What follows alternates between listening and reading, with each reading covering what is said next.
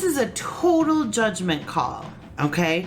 I will tell you, I've made the judgment call incorrectly a number of times, where I've given the agenda, then I don't want the candidate, and then it does feel a little bit awkward.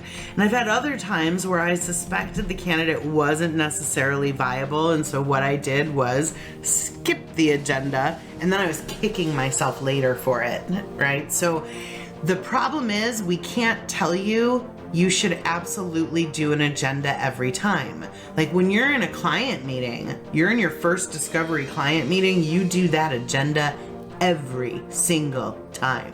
But the problem with an agenda with a candidate is, if the candidate ultimately ends up not being viable, you have set expectations that you're about to break when you get off the phone. I think this is going to be an hour-long call. We're going to progress through these 4 steps. And now at step 1, I'm like, wow, this person's awful.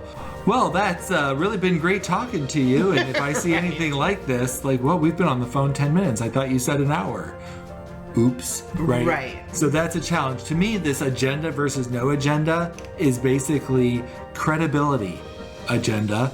No agenda is speed and flexibility, right? So with that, that means that if someone is a potential hiring manager, probably agenda. If somebody is a baby placement, probably not.